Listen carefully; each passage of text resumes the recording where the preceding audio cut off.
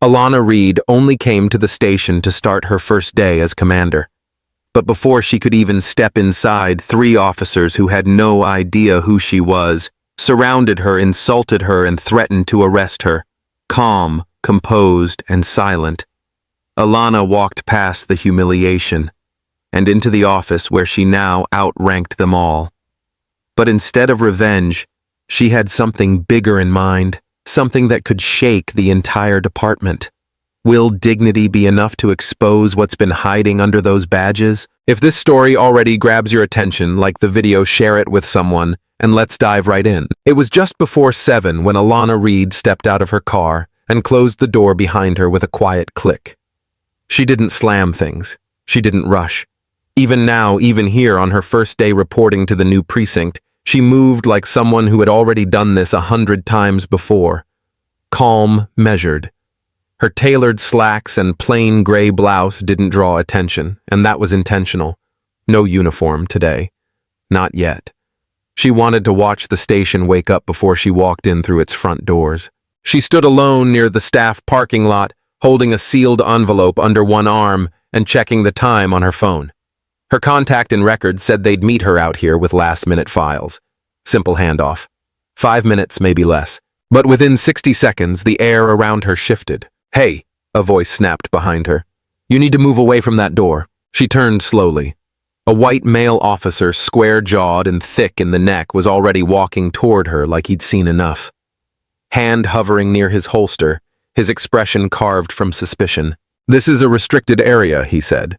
"We've had issues with break-ins around this side of the lot. I'm gonna need you to state your business right now." Alana held his gaze quiet. "I'm waiting on a file transfer," she said. "Official business. Shouldn't take long." He looked her up and down twice. His eyes stopped at her shoes like they told him everything he needed to know. "Uh-huh," he muttered. "And who exactly are you waiting for, Miss Reed?" she said. First name, Alana. That clearly didn't help. He let out a breath through his nose, stepped a little closer, and dropped his voice just enough to make it threatening. "Look, Alana, this ain't your neighborhood, and that ain't your entrance. Unless you work here, you're gonna have to take a walk before this becomes a problem." Before she could answer, the second officer appeared, blonde ponytail, younger, leaner, quicker with her mouth. "Rick, what's going on?" "She says she's on official business," Dalton said with a smirk, not taking his eyes off Alana. "Waiting on some mystery file from records.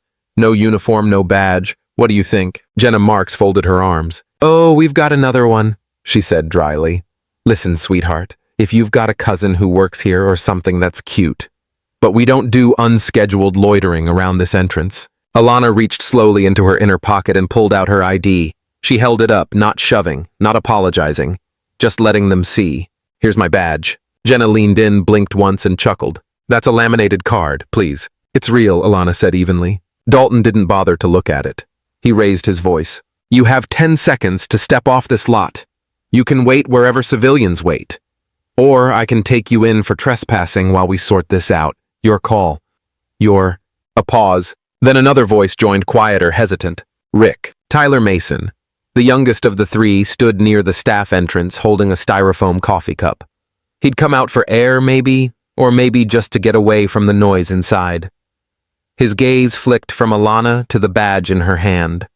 He didn't speak loud, but it was the first sound of doubt in the air. Dalton shot him a glance that froze his mouth shut. Alana saw it, all of it. She didn't raise her voice. She didn't ask for understanding. Her tone was so calm it almost sounded kind. "You sure you want to do that?" she asked. Dalton squared up. "Lady, I don't know what game you're playing." "I'm not playing anything," she interrupted. "I told you I'm here for work." "You don't work here." A pause. Alana tucked the ID back into her pocket. She looked him in the eye, then let her gaze shift briefly to Jenna, then Tyler. "I'll go inside now," she said quietly. "You'll understand soon enough." She walked past them like they didn't exist. No panic, no rush, just control. And silence. Tyler stared after her, the coffee cooling in his hand.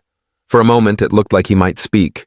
He didn't. Not yet. Dalton didn't let it go. As soon as Alana turned her back to walk toward the door, his voice came after her louder, now coded in that particular authority that always came out when he felt challenged. It wasn't about keeping the peace anymore. It was about control. "Don't you walk away from me," he barked. I gave you a lawful order. You're still on restricted ground and I haven't cleared your ID. Alana stopped mid-step, turned her head slightly and looked at him not full on, just enough to show him she wasn't ignoring him, but she wasn't afraid either. I've done nothing wrong, she said quietly. Dalton took 2 long strides forward. You're refusing to comply with a directive from a sworn officer. That's grounds for detainment. You want to escalate this, that's your choice, not mine. Jenna took a step up beside him, lips already curved in that cold little smirk she wore when she thought she was untouchable. Sounds like someone's trying to talk her way out of a situation she created, she said. And failing. Alana turned toward them now. Her hands were still at her sides. Her voice didn't rise, but her words cut with precision. Do you treat all women like this? She asked. Or just the black ones? That landed like a slap. Jenna scoffed, first not missing a beat. Only the ones who act guilty, she replied, laughing under her breath like it was a clever comeback. Dalton grinned like he approved of the answer. You know what I think, he said, stepping closer again. I think you're stalling. I think you're hiding something. And if we find out you've lied about being on official business, that's obstruction. That's jail. Somewhere across the lot, a man was walking his dog along the sidewalk. He paused just long enough to pull out his phone and begin recording, angling the lens discreetly through the gate. The officers didn't notice. They were too busy trying to outshine one another in who could put Alana in her place faster. She didn't flinch. Not when Dalton's voice rose. Not when Jenna folded her arms like a school principal about to hand out suspension slips. Not even when Tyler shifted uncomfortably behind them and looked like he wanted to vanish into the concrete. Alana stood still, eyes calm, expression unreadable. She didn't reach for her ID again. She didn't remind them who she was. She simply looked from Dalton to Jenna, then let her gaze fall briefly to Tyler, who still hadn't said a word. It would have been easy to yell, easy to snap back to call them what they were, to demand her rights be respected. But there was something deeper in her silence, something steadier than protest. A woman who knew exactly who she was and who she wasn't, about to perform for anyone's approval. Dalton exhaled sharply, clearly not expecting the lack of resistance. Fine, he said. Don't say I didn't give you a chance. We'll let security sort you out inside. Let's hope for your sake they don't find anything suspicious in that bag. He gestured toward her side satchel like it was a bomb threat. Jenna added, You might want to let records know that impersonating staff is still a felony in this state. Alana didn't respond. She gave one last look to the badge number on Dalton's chest like she was filing it away, not as a threat, but as a fact. Then she turned and continued walking toward the staff entrance. Behind her, the whispers started. Jenna leaned toward Dalton and said something low, but the laugh that followed was audible. Tyler didn't move. He watched her go, still holding the same half-empty cup of coffee, growing colder by the second. Alana reached the door, pulled it open, and stepped inside without a word. The door clicked shut behind her. It was a small sound, but in the silence that followed, it echoed. At 8:00 a.m. sharp. The main conference room doors swung open and silence rippled through the space like wind through glass. 25 officers turned their heads, conversations clipped mid-sentence, the soft rustle of notepads and uniform fabric giving way to stillness. Commander Alana Reed stepped inside now in full uniform. The brass on her collar gleamed beneath the recessed ceiling lights. She held no files, no stack of memos, only a small remote control in one hand and an unreadable expression on her face. The room stiffened almost involuntarily. Even those who hadn't been outside earlier had already heard whispers. The rest they didn't need reminding. Rick Dalton sat toward the center, arms crossed, jaw tight. Jenna Marks was to his left, legs crossed, her fingers tapping silently against her thigh.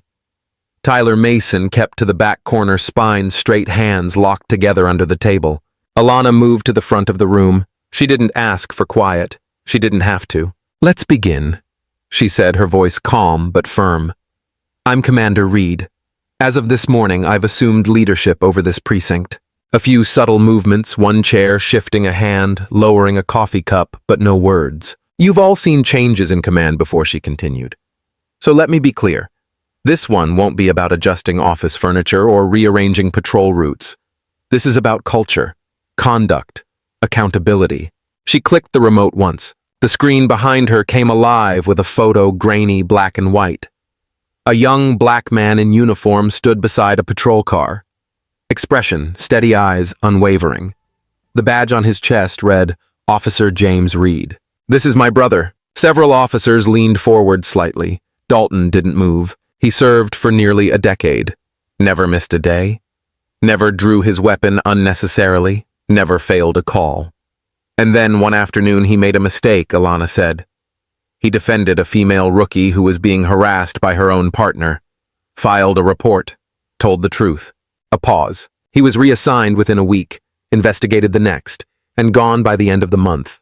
The silence that followed wasn't awkward. It was suffocating. She clicked again. A new slide appeared, large white letters against black. Character is who you are when there's no one recording.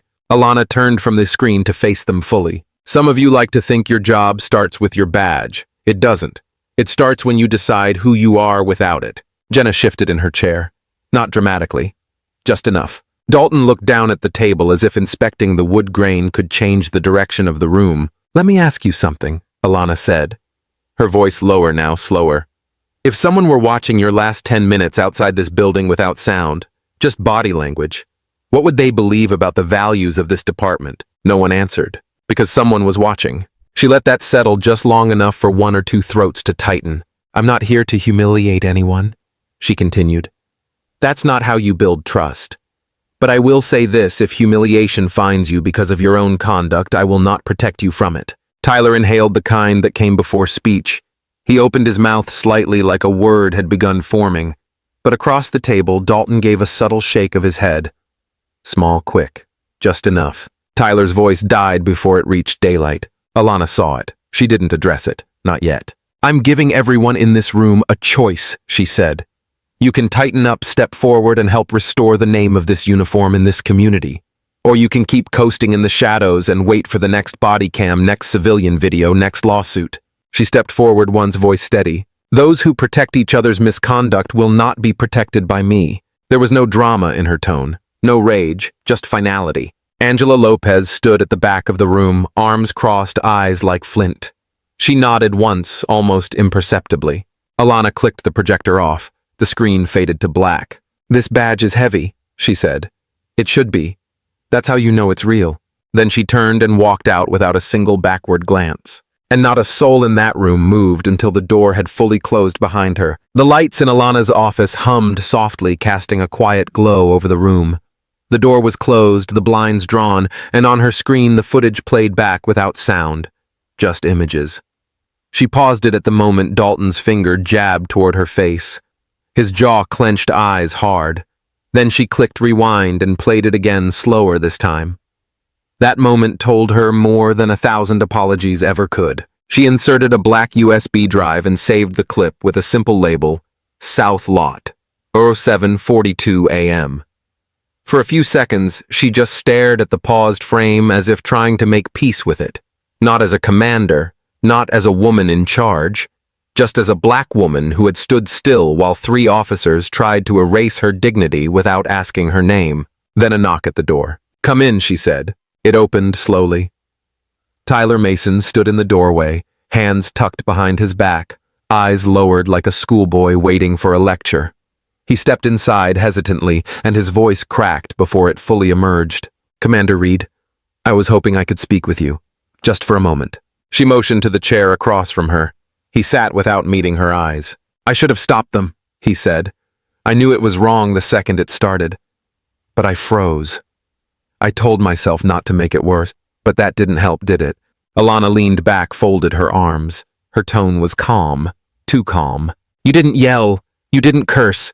You didn't lay a hand on me, she said, then paused. But you also didn't stop them. And that's where you failed. Tyler finally looked up. There was no heat in her words, but the disappointment in her voice was enough to quiet the room. He nodded slowly, chewing on guilt like it tasted bitter. I just didn't know how to speak up, he muttered. Then you better learn, she replied. Because silence in moments like that speaks louder than a badge. He swallowed hard and looked toward the floor. Is this going on the record, he asked quietly. That depends, she said, on what kind of officer you choose to become tomorrow. And the day after that. He stood up slowly, nodded once, and made his way toward the door without another word. She didn't watch him leave. She just turned back to her screen. Moments later, Angela Lopez entered the room holding a file. Her eyes glanced at the monitor, catching the frozen image of Dalton mid-shout. "You want to file a misconduct report?" Angela asked. Alana didn't answer right away. Instead, she closed the video, removed the USB, and held it in her hand a moment before speaking. "Not yet," she said. "People show their true colors when they think the fire's past." Angela raised an eyebrow. "You're giving them rope." "I'm giving them a choice," Alana replied. "What they do with it? That's on them." She walked to the small safe behind her desk and placed the USB inside. A firm click echoed as she locked it. Angela didn't speak. She'd worked under Alana long enough to understand that this wasn't hesitation. It was patience, strategy, power wrapped in restraint. "They embarrassed you," Angela finally said, her voice low. "Publicly. And you still walked in like you owned the place." "I didn't walk in like I owned the place," Alana said softly. "I walked in because I do."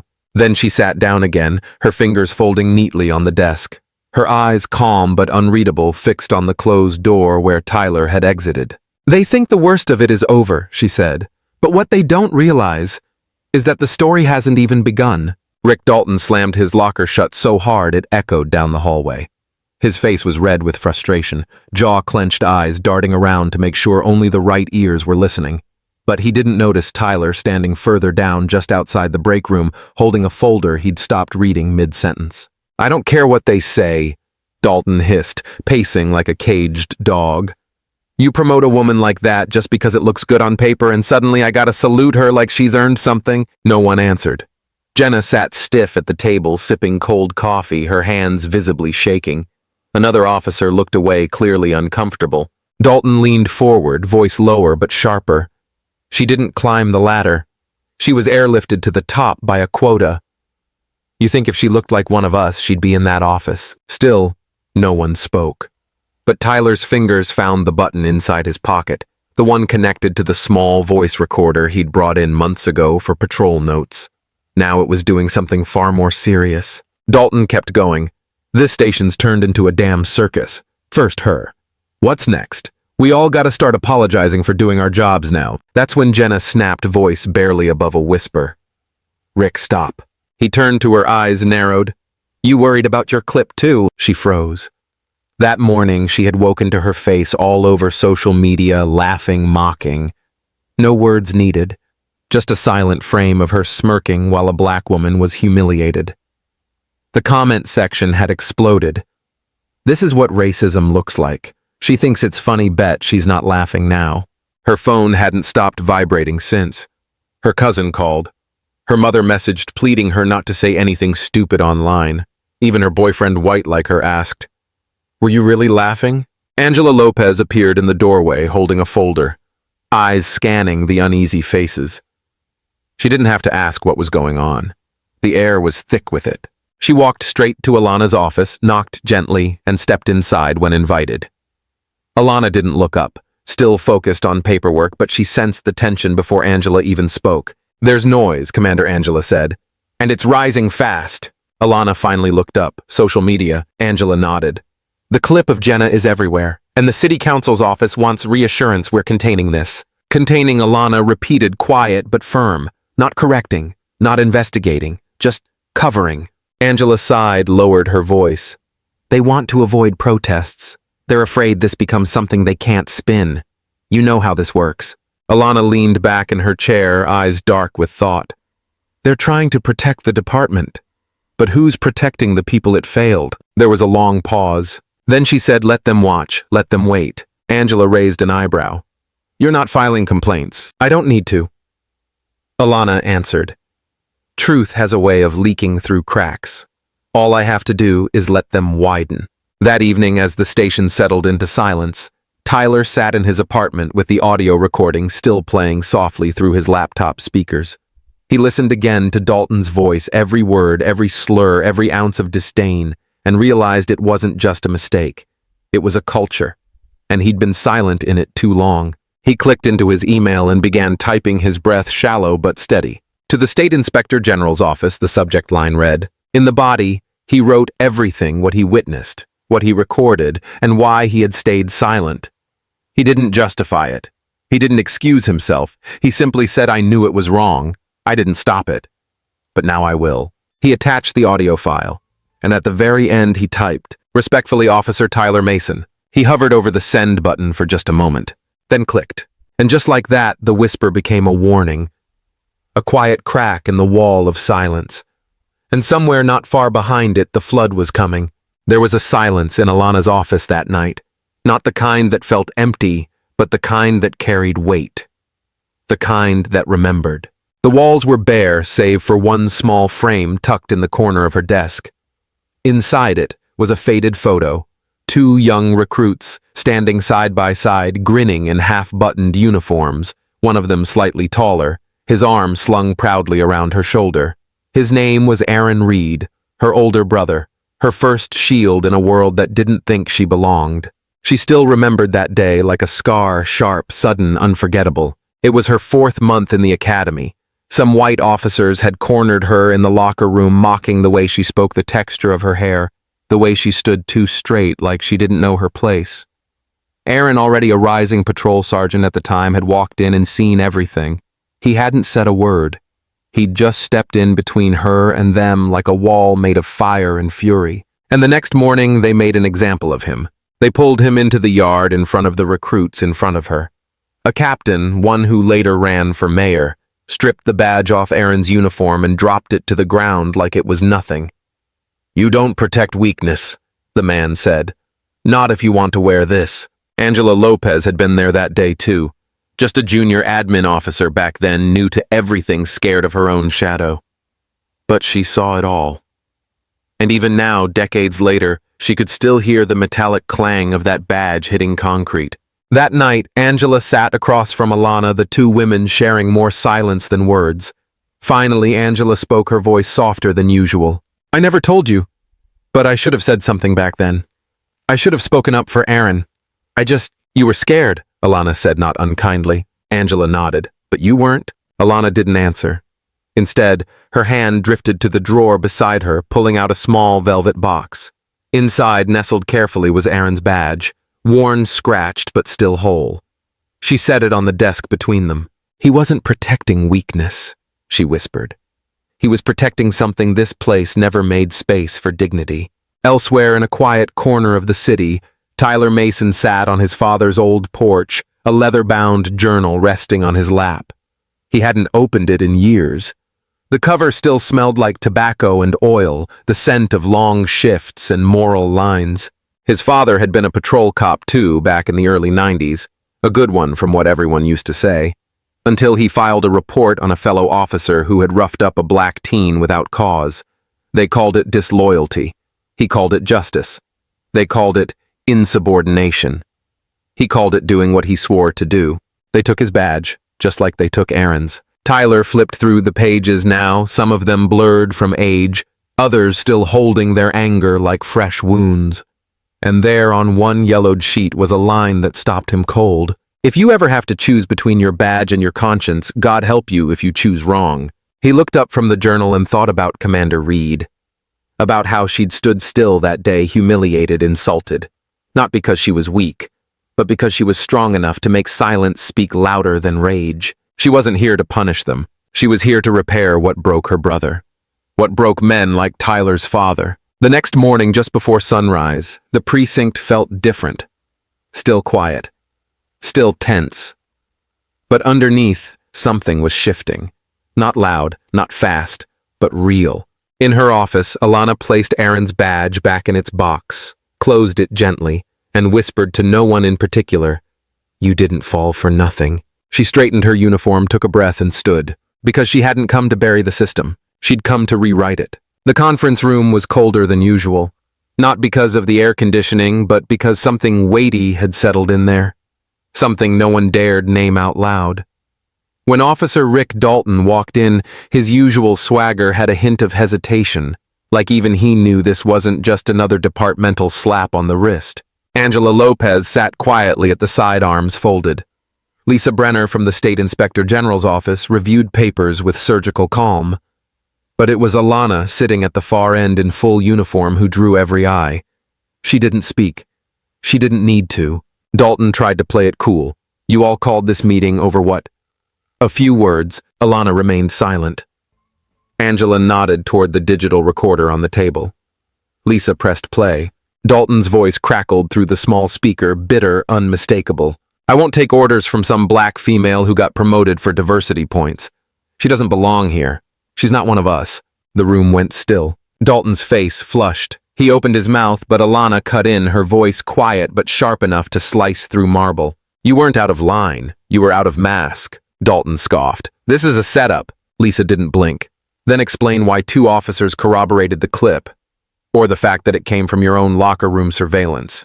His mouth opened, then shut. The silence was deafening. Alana leaned forward slowly.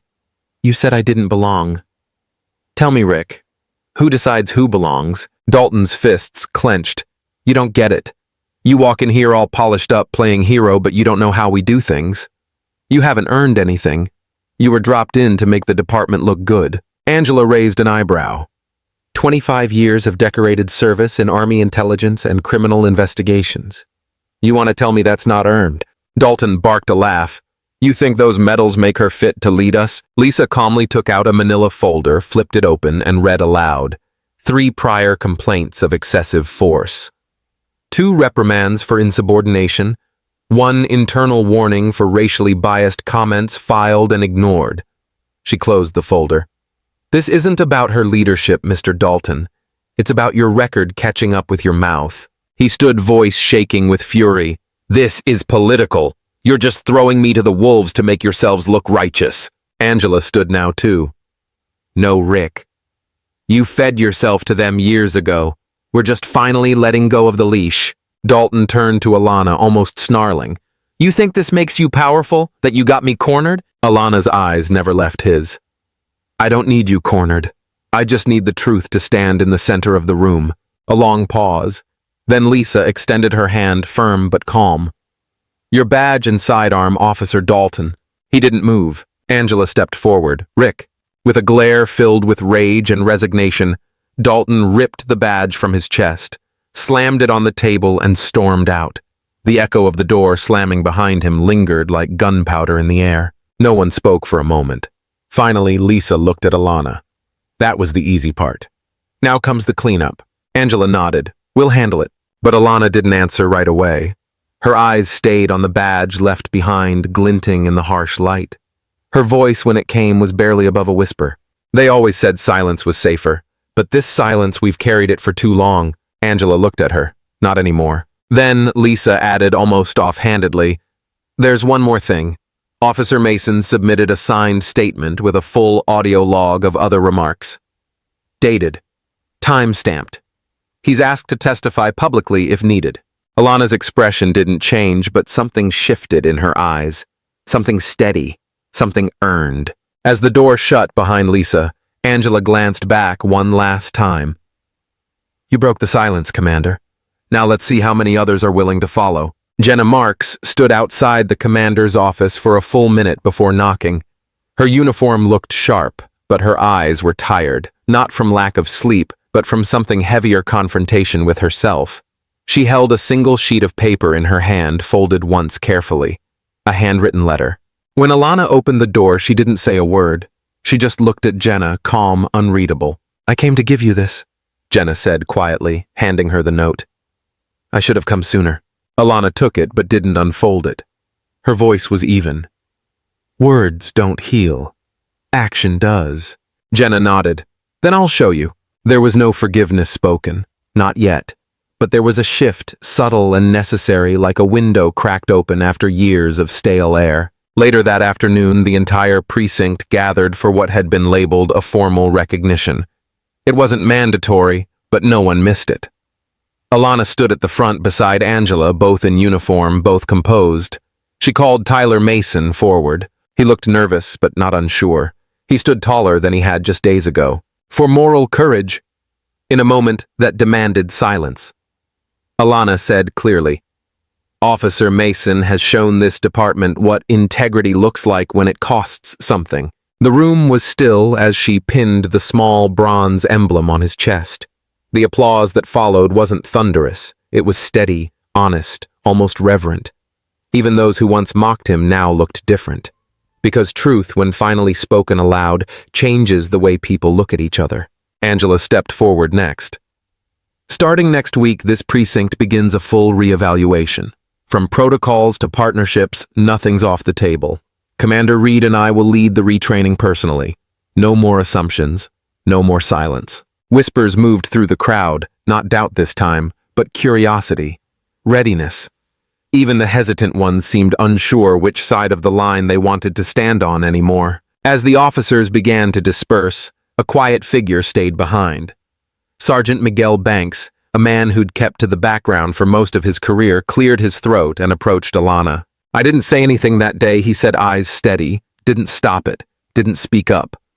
But if you're building something new, I'd like to help. Alana studied him for a moment. Not because it's safe now, he shook his head. Because I'm tired of standing behind people like Dalton. And because I watched you take heat most of us would have folded under. She offered a hand. Then we start here. Behind them, sunlight cut through the glass, hitting the polished floor like a new beginning. Not bright or dramatic, just clear. For the first time in a long while, that precinct didn't feel like a place weighed down by old walls. It felt like something was breaking open from the inside out. And sometimes to rebuild the right way, you have to start with fire. The studio was colder than it looked. Bright lights beamed from overhead, quiet cameras slid across the floor, and somewhere in the back a producer whispered countdowns into someone's ear. Alana sat on the edge of her seat, not nervous, just still like she always was. She wore her uniform pressed and precise, but it was the way she held her silence that drew every eye toward her. The talk show was called Voices of Reform, and tonight, for once, it lived up to its name. The host leaned in with practiced sympathy. Commander Reed, there's been a lot of talk about the incident outside the precinct. The video, the fallout, your silence. Why didn't you say anything that day? Alana looked straight ahead, past the lights, past the polite performance. Her voice didn't rise. It didn't need to. I said all I needed to say, she answered softly, the moment I walked in. There was a pause, not of confusion, but of recognition, the kind that settled in the chest. The host blinked. Someone in the crew lowered their pen, and for a few seconds even the hum of the studio lights seemed to quiet. After the show aired, messages poured in. Some were loud, performative, political, but tucked between them was a small envelope with careful handwriting. No return address, no hashtags. Inside was a letter from a 12-year-old girl named Janelle. I saw you on TV. I liked how you didn't yell. My mom says quiet people don't win, but you were the quietest person and you still won. One day I'll be like you. Alana read the letter in her office, sunlight pooling across her desk, the city just beginning to stir outside. She held the paper for a long time, then reached into her drawer and pulled out a pen. Her response was brief, but it took her over an hour to write. Janelle, don't be like me. Be better. But never forget how I stood still. Sometimes change doesn't shout. It just shows up and stays. Weeks passed. The headlines faded. The precinct adjusted. The new training programs were underway. Some met with resistance. Others embraced with quiet relief. Angela kept her promise and oversaw internal reviews. Tyler, once hesitant and unsure, had become the unexpected bridge between generations inside the department. But Alana? She remained steady. Unmoved but never detached. She still walked the same halls, still showed up early, still stood quietly at morning briefings, not for control but for clarity. One afternoon she stepped out of the building alone. The sky was clean, the air a little warmer than usual. Across the courtyard, a few officers looked her way but didn't speak, not because they feared her, but because they understood something now, something wordless. Alana paused near the front steps. Her eyes lifted to the new plaque just installed on the brick wall. It gleamed softly in the sun. Command begins with character. She didn't smile. She didn't pose. She just looked at it like someone remembering an old friend. Behind that plaque, once upon a time, her brother had stood in the same spot, humiliated, punished, erased, but not forgotten. A breeze brushed past her collar. For a fleeting moment, it almost felt like his hand on her shoulder. And then she walked on, calm, composed, carrying no banners, claiming no victory, but leaving behind a silence that would echo longer than most people's shouting ever could. Sometimes the most powerful stand is the one taken in silence, not out of fear but out of strength. Alana didn't shout or retaliate. She simply walked forward with calm and conviction and let the truth speak louder than any accusation. Her story reminds us that dignity doesn't need to demand attention, it earns it. And justice, no matter how long it takes, always begins with someone who refuses to back down. If this story touched, you don't forget to hit that like button, share it with someone who needs to hear it, and subscribe to Mr. Mac's Stories for more powerful tales of courage, truth, and transformation. Your support means the world to us. It gives our team the motivation to keep crafting stories that matter. Stories that stay with you long after they end. Here at Mr. Mac's Stories, we don't just tell stories. We uncover strength one truth at a time.